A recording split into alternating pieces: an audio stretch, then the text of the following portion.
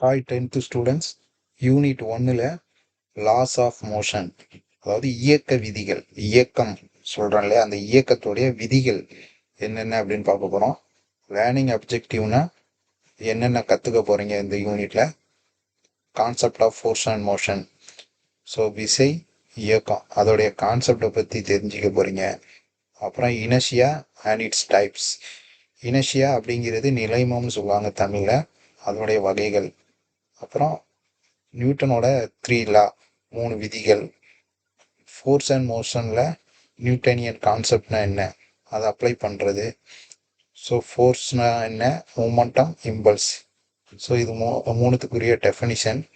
Mass வெயிட்டுக்குரிய distinguish. அப்புறம் analyse weightlessness, the principle of conservation of momentum. So இதெல்லாம் நம்ம பார்க்க போகிறோம். லா ஆஃப் கிராவிடேஷன், தென் அதோட application. The variation in G due to height and depth, numerical problem ஃபோர்ஸுக்கும் மோஷனுக்கும். ஸோ எல்லாமே இந்த லேர்னிங் அப்ஜெக்டிவ்ல உள்ள அந்த டேர்ம்ஸ் தெரியணும். நிறைய பேர் அதை ரீட் பண்ணுறதுல ரீட் பண்ணுங்க. ஸோ இன்ட்ரடக்ஷன் சிம்பிளாக கொடுக்கலாம், என்னென்ன கொடுத்துருக்காங்க அப்படிங்கிறத பார்க்கலாம். ஸோ பொதுவாக அதாவது human beings so curious about things around them. நம்மளை சுற்றி இருக்கிற பொருளை பற்றி தெரிஞ்சுக்கிறதுல நம்ம ரொம்ப ஆர்வமாக இருப்போம். ஏன்னா ஒவ்வொரு பொருளும் ஒன்றுக்கு ஒன்று ரிலேட்டடாக இருக்கு. சில பாடிஸ், சில பொருட்கள் ரெஸ்டில் இருக்கும், சில இது மோஷனில் இருக்கும். இப்போ சில பாடிஸ் ரெஸ்டில் இருக்குன்னா வீட்டில் இருக்கிற டிவி, டேபிள் எல்லாமே ரெஸ்டில் இருக்குது. டிவிக்குள்ளே ஓடுறது அந்த மூவிஸ் மோஷனில் இருக்கும், கடிகாரம் மோஷனில் இருக்கும். ஸோ நீங்கள் அன்றாட வாழ்க்கையில் பயன்படுற பொருட்களை ஞாபகம் வச்சிங்க அப்படின்னா உங்களுக்கு ஈஸியாக இருக்கும். இந்த சம் பாடிஸ் அப்படிங்கிறது எந்த பொருள் வேணாலும் எடுத்துக்கலாம் நீங்கள், சரிங்களா. ஸோ ப்ரீவியஸ் கிளாஸில் டைப்ஸ் ஆஃப் மோஷனை பற்றி பார்த்துருக்கீங்க. ஸோ டைப்ஸ் ஆஃப் மோஷனில் linear motion, circular motion, oscillatory motion அப்படின்னு நிறைய டைப் இருக்குது. ஸோ இங்கே கொடுத்துருக்காங்க வைப்ரேட்டரி மோஷன், 2 மேக்னெட் நடுவில் இருக்கிறது. லீனியர் மோஷன்னா நம்ம ஒரு பொருளை தள்ளுறது, லீனியராக தள்ளுறது தான் லீனியர், நேர்கோட்டு இயக்கம்னு சொல்லுவாங்க. அடுத்து கர்வ் லீனியர் மோஷன், வளைகோட்டு இயக்கம்னு சொல்லுவாங்க. Then oscillatory motion, circular motion, rotatory motion அப்படின்னு இருக்கு. கர்வ் லீனியர் மோஷன், கர்வ் அதாவது வளைகோட்டு இயக்கம். ஆசிலரேட்டரி மோஷன் பாருங்க, கடிகாரம் மாதிரி ஏபி ஆசிலேஷன் ஆகுது. சர்க்குலர் மோஷன் அப்படின்னா புவியை சுற்றுற எல்லா கோள்களும் சர்க்குலர் மோஷன் தான். ரொட்டேட்டரி மோஷனுக்கு ஃபேன் கொடுத்துருக்காங்க. ஜஸ்ட் நீங்கள் அதை தெரிஞ்சுக்கணும். மோஷன் அப்படிங்கிறது ஒரு இயக்கம், இயக்கத்தோட வகைகள் என்னென்னலாம் இருக்குது அப்படின்ட்டு ஒரு ஐடியா. ஸோ இந்த மோஷனை பற்றி நீங்கள் ஆல்ரெடி டிஸ்கஸ் பண்ணியாச்சு. ஸோ இந்த மோஷன் பற்றி தெரிஞ்சுக்க முன்னாடி டிஸ்பிளேஸ்மெண்ட்னா என்ன, வெலாசிட்டினா என்ன, ஆசிலரேஷன் என்னன்னு தெரியணும். டிஸ்பிளேஸ்மெண்ட்னா இடப்பெயர்ச்சி, வெலாசிட்டி அப்படிங்கிறது திசைவேகம், ஆசிலரேஷனுங்கிறது முடுக்கம். இதெல்லாம் தமிழில், பட் உங்களுக்கு அதனால் என்ன அப்படிங்கிறது தெரியணும். ஸோ அது பார்க்கலாம். ஸோ இங்கே ஒரு கார் இருக்குது. அந்த காரை வச்சு 3 விதமாக, டிஸ்பிளேஸ்மெண்ட் என்ன, வெலாசிட்டினா என்ன, ஆசிலரேஷன் என்னன்னா கிராஃப் போட்டிருக்காங்க. எதையுமே இப்போ நம்ம டெஃபினிஷன் படி போகலை, ஒரு ஸ்டோரியாக ஒரு ப்ரீஃபாக நான் சொல்கிறேன், அதை ஜஸ்ட் அண்டர்ஸ்டாண்ட் பண்ணிக்கிடுங்க. ஸோ இந்த கிராஃபில் ஃபஸ்ட்டு டிஸ்பிளேஸ்மெண்ட் பாருங்கள், எஸ், அதை டினோட் பண்ணுறது சயின்டிஃபிக் டேர்மில் எஸ்ன்னு சொல்லுவாங்க. ஸோ டிஸ்பிளேஸ்மெண்ட் அப்படிங்கிறது இடப்பெயர்ச்சி, ஒரு இடத்துல இருந்து இன்னொரு இடத்துக்கு இடம்பெயர்றது தான் டிஸ்பிளேஸ்மெண்ட். கிளியராக இருக்குன்னு நினைக்கிறேன். டெஃபினிஷன் படி நம்ம பார்க்கலாம், கிளியராக புரிஞ்சுக்கிடுங்க. டிஸ்பிளேஸ்மெண்ட் அப்படிங்கிறது இடப்பெயர்ச்சி, வெலாசிட்டி அப்படிங்கிறது திசை வேகம். அப்படின்னா டிஎஸ்/டிடின்னு கீழே கொடுத்துருக்காங்க. அப்போ எவ்வளோ வேகத்தில் போயிட்டுருக்கு அப்படிங்கிறது தான். ஒரு கார் எடுத்துக்கிட்டிங்கன்னா டிஃப்ரெண்ட் டைப்ஸ் ஆஃப் கார்ஸ் இருக்குது. அதோடைய ஸ்பீடு வேறு வேறு, வெலாசிட்டி ஸ்பீடுன்னு சொல்ல வேண்டாம், ஸ்பீடு வேறு டைம், வெலாசிட்டி வேறு வேறையாக இருக்கும். So change in displacement per time இங்கே இதுக்கு அர்த்தம், அதுதான் வெலாசிட்டி. ஆசிலரேஷன் பாருங்கள், change in velocity per time தான் அதுவுமே. ஆனால் இது நேராக இருக்குது, இது நேராக இருக்குது, சீராக இருக்குது. இன்னும் புரியணும்னா காரை ஓட்டுறவங்க இல்லை டிரைவர்ஸ்கிட்ட கேட்டீங்க அப்படின்னா அந்த ஆக்சிலரேட்டர்னு காரில் இருக்கும். அதை நீங்கள் ஒரே வேகமாக அழுத்தி பிடிக்கிறீங்க இல்லையா சீராக, அதுதான் அந்த ஆக்சிலரேஷன் அப்படிங்கிறது. ஸோ ஒரு ஐடியா வந்திருக்கும் டிஸ்பிளேஸ்மெண்ட் வெலாசிட்டி ஆக்சிலரேஷனுங்கிறதுக்கு. இப்போ வந்து வென்யா பாடி சாரி இப்போ அந்த investigate the cause of motion. So அந்த இயக்கத்துக்கு என்ன காரணம் அப்படின்னு தான் பார்க்க போகிறோம். இப்போ ஏதாவது ஒரு பாடி அப்படின்னா ஏதாவது ஒரு பொருள் ரெஸ்ட்டில் இருக்கும்போது அல்லது மூவிங்கில் இருக்கும்போதோ ஒரு கொஸ்டின் நம்ம மைண்டில் தோணும். என்ன இந்த பாடி, அதாவது இந்த பொருள் வந்து மூவ் ஆகுறதுக்கு என்ன காரணம்? அதே மாதிரி தான் when moving object come to rest, அந்த பொருள் வந்து மூவிங்கில் இருக்கிறது ரெஸ்ட்டில் வர்றதுக்கு என்ன காரணம்? ஸோ இதுக்கு எல்லாமே இந்த மூவிங் ஆப்ஜெக்ட் எல்லாமே ஒரே ஒரு இதுதான். அதாவது எப்படி ஒரு மூவிங்காக இருக்கிற ஒரு பொருள் ஸ்லோஸ் டவுன் மெதுவாக ஆக்கப்படுது, அதோட டைரக்ஷன் எப்படி சேஞ்ச் ஆகுது, அதோட ஸ்பீடு எப்படி ஸ்லோ ஆகுது, இதுக்கு எல்லாமே ஒரே ஒரு கொஸ்டின் தான். That is called force. Force அப்படிங்கிறது விசை. ஒரு விசை ஓடி வர்ற ஒரு பையனை நீங்கள் நிப்பாட்டுறீங்கன்னா ஒரு ஃபோர்ஸ் கொடுத்து அவனை நிப்பாட்டலாம். இல்லை வேகமாக வர்ற ஒரு பாலை அந்த கேட்ச் பிடிக்கிறது பார்த்துருக்கீங்க இல்லையா, அது ஒரு ஃபோர்ஸ் தான். ஸோ இதில் 2 டைப் இருக்குது, புஷ் அல்லது புல்.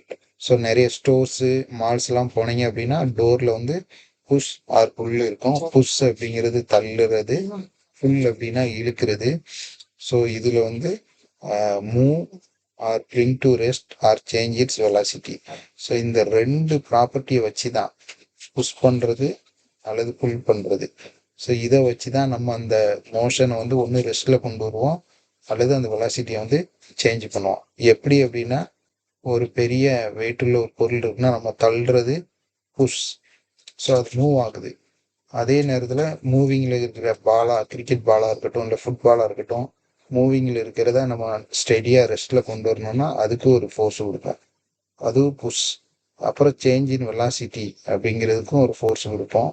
ஸோ வேகமாக வந்துட்டு இருக்கிற பேட்ஸ்மேன், ஸோ வேகமாக வந்துட்டு இருக்கிற ஒரு பாலை அவர் புஷ் பண்ணி தான் விட்றாரு, பேட்டால் அடிக்கிறது ஒரு push, change in velocity. So அந்த புஷ் புல் அப்படிங்கிறது தான் ஃபோர்ஸு. ஸோ இந்த சயின்டிஃபிக் மேனரில் பார்க்கும்போது சர் ஐசக் நியூட்டன் வந்து ஒரு 3 லா ஃப்ரேம் பண்ணுறாரு. ஸோ அது உங்களுக்கு கண்டிப்பாக மோஷனை பற்றி ஒரு கிளியர் ஐடியா வரும். ஸோ இந்த யூனிட்டில் அந்த லா பற்றி தான் நம்ம பார்க்க போகிறோம். ஸோ பிஃபோர் தட் மெக்கானிக்ஸ்னால் என்ன அப்படிங்கிறது கிளியராக தெரியணும். மெக்கானிக்ஸ் அப்படிங்கிறது இயந்திரவியல். இயந்திரவியல் ஃபிசிக்ஸில் என்ன சொல்லுவாங்கன்னா the effect of force on bodies. விசையினால் அந்த பொருளில் ஏற்படக்கூடிய விளைவு தான் மெக்கானிக்ஸ். ஒரு விசையினால் இப்போ ஒரு பால் இருக்குது, ஃபோர்ஸாக அடிக்கிறதுனால அந்த பால் கண்டிப்பாக ஏதாவது ஒரு எஃபெக்ட் ஆகும். அது 6 போகலாம், இல்லை 4 போகலாம், இல்லை டேமேஜ் ஆகலாம், இந்த மாதிரி. ஸோ இதை வந்து 2ஆக பிரிக்கிறாங்க இந்த பிரான்ச்சை. ஒன்று வந்து ஸ்டாட்டிஸ்டிக்ஸ், தமிழில் வந்து நிலை மின்னியல்னு சொல்லுவாங்க. இன்னொன்று டைனமிக்ஸ். சரிங்களா, 2 டைப் இருக்குது. ஸோ முதல்ல ஸ்டாட்டிக்ஸ் அப்படின்னா அது அந்த பாடிஸை எந்த பொருளையும் அதை தான் டீல் பண்ணும். அது எந்த பாடியை டீல் பண்ணால் எந்த பொருள் ரெஸ்ட்டில் இருக்கோ அதை தான் டீல் பண்ணும். அதே நேரத்தில் அந்த பொருள் under the action of forces, விசையினால் அந்த பொருள் வந்து ரெஸ்ட்டில் இருக்கும். எடுத்துக்காட்டுக்கு பெரிய பிரிட்ஜ் எடுத்துக்கிட்டிங்கன்னா அந்த பிரிட்ஜ் வந்து ஹேங் ஆகி இருக்கிறதுக்கு ஒரு விசை இருக்கிறதுனால தான் அது ஹேங் ஆகி இருக்கு, தொங்கிட்டு இருக்கு, ஒரு விசையினால தான். அல்லது பூமி வந்து சூரியனை சுற்றுறது ஒரு ஸ்டாட்டிஸ்டிக்கல் ஃபோர்ஸ் தான். ஸோ இந்த மாதிரி. அதே மாதிரி டைனமிக்ஸ் வந்து இதுவும் ஸ்டடிஸ் மூவிங் பாடிஸ் தான். இயங்கிட்டு இருக்க ஒரு பொருளை பற்றி படிக்கிறது தான் விசையினால. இயங்கிட்டு இருக்கிற ஒரு பொருளை படிக்கிறது, ஆனால் அந்த பொருளோட இயக்கம் விசையினால இருக்கு. ஸோ இதை ஃபர்தராக அந்த டைனமிக்ஸை டிவைட் பண்ணுறாங்க. ஒன்று கைனமெட்டிக்ஸ், இன்னொன்று கைனெட்டிக்ஸ். ஸோ கைனமெட்டிக்ஸ் அப்படிங்கிறது ஸோ திரும்பவும் ஒவ்வொரு டேர்ம்ஸும் பார்த்துட்டோம் அப்படின்னா உங்களுக்கு கிளியர் ஆயிரும். ஸ்டாட்டிக்ஸ் அப்படிங்கிறது it deals with the bodies which are at rest under the action of force. ஒரு விசையை கொடுத்து ஒரு பாடியை ரெஸ்ட்டில் வைக்கிறது தான் ஸ்டாட்டிஸ்டிக்ஸ். எடுத்துக்காட்டுக்கு வந்து இப்போ ஒரு இதில் பார்ப்போம்.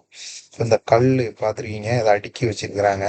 ஸோ இது நிலை மின்னியல், ஒரு ஃபோர்ஸை கொடுத்து தான் இந்த கல்லை அப்படியே அடுக்கி வச்சிருக்கிறாங்க. ஸோ இது ஸ்டாட்டிஸ்டிக்ஸுக்கு எக்ஸாம்பிள். இதே மாதிரி ஃப்ரிட்ஜு இந்த மாதிரி நிறைய எக்ஸாம்பிள் எடுத்துக்கலாம். இது ஸ்டாட்டிஸ்டிக்ஸ். நெக்ஸ்ட்டு வந்து டைனமிக்ஸ். டைனமிக்ஸில் வந்து 2 டைப் இருக்குது. ஒன்று கைனமெட்டிக்ஸ், இன்னொன்று கைனெட்டிக்ஸ். ஸோ டைனமிக்ஸ் அப்படின்னா it is the study of moving bodies under the action of force. நல்லா கவனிச்சுக்கிடுங்க. விசையினால் ஒரு பொருள் மூவ் ஆகுறது தான், அதை பற்றி படிக்கிறது தான் டைனமிக்ஸ். ஸோ அதில் 2 டைப் இருக்குது. ஒன்று கைனமெட்டிக்ஸ், இன்னொன்று கைனெட்டிக்ஸ். ரெண்டுக்குள்ள வித்தியாசம் என்னென்னா, கைனமெட்டிக்ஸில் மோஷனை மட்டும்தான் பார்ப்பாங்க, விசையை கன்சிடர் பண்ண மாட்டாங்க. காஸ் ஆஃப் மோஷனுக்குரிய காரணத்தை கன்சிடர் பண்ண மாட்டாங்க. ஆனால் கைனெட்டிக்ஸில் it deals with the motion of the bodies, அந்த பொருளோடைய இயக்கத்தை பற்றியும் and the cause of motion, அதுக்கு காரணத்தை பற்றியும் படிக்கிறது தான் கைனெட்டிக்ஸ். ஸோ ரெண்டுத்துக்குள்ள வித்தியாசம் தெரியணும். இப்போ எடுத்துக்காட்டுக்கு பூமி சூரியனை சுற்றுது அப்படிங்கிறத மட்டும் பற்றி பேசுனா கைனமேட்டிக்ஸ். ஆனால் அது சுற்றுறதுக்கு காரணம் என்ன அப்படின்னு படிச்சீங்க அப்படின்னா அது கைனெட்டிக்ஸ். சரிங்களா? ஸோ டைனமிக்ஸை இன்னும் டீட்டெயிலாக எக்ஸாம்பிள் மூலிமா பார்த்தீங்கன்னா, இப்போ வந்து இங்கே ஒரு ஹேண்டை வச்சு ஒரு பாலை வச்சு கொடுத்துருக்காங்க. ஸோ ஏல வந்து டிசார்டிங் அப்படின்னா அந்த பாலை வந்து ஃபோர்ஸ் பண்ணுறாப்புல. ஸோ ரெண்டாவது ஸ்டார்டிங் அப்படின்னா பாலை தள்ளி விடுறாங்க, ஃபோர்ஸ் எக்ஸ்டர்டட் பை ஆன் பால் மேலே ஒரு ஃபோர்ஸ். ஸோ பால் மூவ் ஆகுது. ஸ்டாப்பிங் அப்படின்னா சி, அதாவது சியில் பார்த்தீங்கன்னா பாலை ஸ்டாப் பண்ணுறாரு, வேகமாக வந்துட்டு இருக்க பாலை என்ன செய்கிறாரு, ஸ்டாப் பண்ணுறாரு. ஸோ வேகமாக வந்துட்டு இருக்கிற பாலை ஸ்டாப் பண்ணுறாரு. அதே டி பார்த்தீங்கன்னா ஸ்பீட் பண்ணுறாரு, ஃபோர்ஸ் எக்ஸ்டர்டட் பை ஹேண்ட் ஆன் பாலை ஸ்பீடப் பண்ணுறாரு. ஸோ இ வந்து ஸ்லோ டவுன் பண்ணுறாரு பாலை. அடுத்தது சேஞ்சிங் த டைரக்ஷன், பவுலிங் போடுறாங்களே அந்த மாதிரி. ஸோ இதெல்லாம் டைனமிக்ஸ். ஸோ இப்போ ஸ்டாட்டிஸ்டிக்ஸ், டைனமிக்ஸ், அப்புறம் கைனெட்டிக்ஸ், கைனமேட்டிக்ஸ். ஸோ 4மே தெளிவாக தெரிஞ்சிச்சு. இப்போ ஃபோர்ஸ் அண்ட் மோஷன் அந்த டாபிக்ல போகலாம். முதல்ல ஃபோர்ஸ்னா என்ன, மோஷன்னா என்ன அப்படின்னு தெரியணும். அரிஸ்டாட்டில் வந்து ஒரு க்ரீக் ஃபிலாசபர், அப்புறம் சயின்டிஸ்ட். ஸோ அவர் வந்து அரிஸ்டாட்டில் பற்றி பிக்சர், அவர் வந்து ஒரு சயின்டிஸ்ட்டு, அது மட்டும் இல்லாமல் ஒரு ஃபிலாசபர், கிரேக்க நாட்டை சேர்ந்த ஒரு ஃபிலாசபர். ஸோ அவர் என்ன சொல்கிறாரு அப்படின்னா, natural state of earthly bodies is rest. இயற்கையாகவே ஒரு பொருள் மோஷனில் ஒரு இயக்கத்தில் இருக்குது அப்படின்னா அது ஆட்டோமேட்டிக்காகவே ரெஸ்ட்டில் வந்துடும் அப்படிங்கிறது தான் அரிஸ்டாட்டிலோட பிரின்சிபிள். ஸோ அவர் என்ன சொல்லியிருக்காரு, moving body naturally comes to rest without any external influence of force. So இயற்கை, இப்போ பூமி சூரியனை சுற்றுறது இயற்கை, ஸோ நேச்சுரல் மோஷன் அது. ஸோ அவருடைய கூற்றுப்படி அது ஆட்டோமேட்டிக்காகவே ரெஸ்ட்டில் வரும், இயற்கையாகவே வரும் அப்படிங்கிறது அவருடைய கூற்று. ஸோ அந்த மோஷனை நம்ம நேச்சுரல் மோஷன் அப்படிமோ, அப்படி இல்லைன்னா ஃபோர்ஸ் இண்டிபெண்ட். இங்கே ஃபோர்ஸ் வந்து யாரும் கொடுக்கல, நேச்சுரலாகவே இருக்கிறதுனால ஃபோர்ஸ் இண்டிபெண்ட். அப்புறம் அடுத்த கொஸ்டின் என்ன வரும், ஃபோர்ஸ் டிபெண்ட்னா என்ன அப்படின்னு ஒரு கொஸ்டின் வரும். ஸோ அவர் மறுபடியும் ப்ரொப்போஸ் பண்ணுறாரு ஒரு ஃபோர்ஸில் 2 பார்த்தோம், ஒன்று புஷ் அல்லது புல். ஸோ அது தேவை, needed to make the bodies to move from their natural state. அது நேச்சுரலாக ஒரு ரெஸ்டில் இருக்கும், அதை மூவ் பண்ணுறதுக்கு புஷ்ஷோ புல்லோ, அதாவது தள்ளுறதோ இழுக்கிறதோ ஏதாவது ஒரு ஃபோர்ஸ் கொடுப்போம். ஸோ அந்த ஸ்டேட்டை நம்ம என்ன செய்வோம், சேஞ்ச் பண்ணுவோம், behave contrary to their own natural state.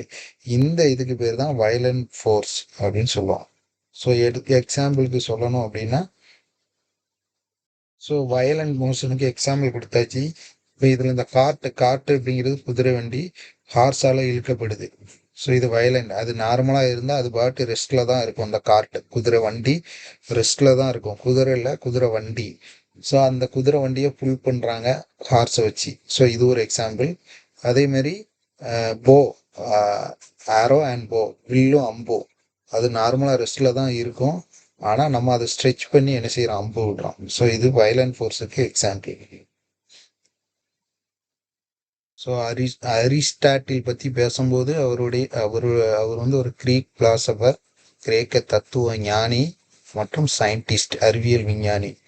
So 2 motion, natural மோஷன்னா என்ன, வயலண்ட் மோஷன் என்ன அதை பற்றி சொல்லியிருக்காரு. சொல்லிட்டு அது மட்டும் இல்லாமல் ஒரு விஷயம் சொல்கிறாரு. ஸோ ரெண்டாவது விஷயம் என்ன சொல்கிறாருன்னா, two dropped two different mass bodies are dropped from a height.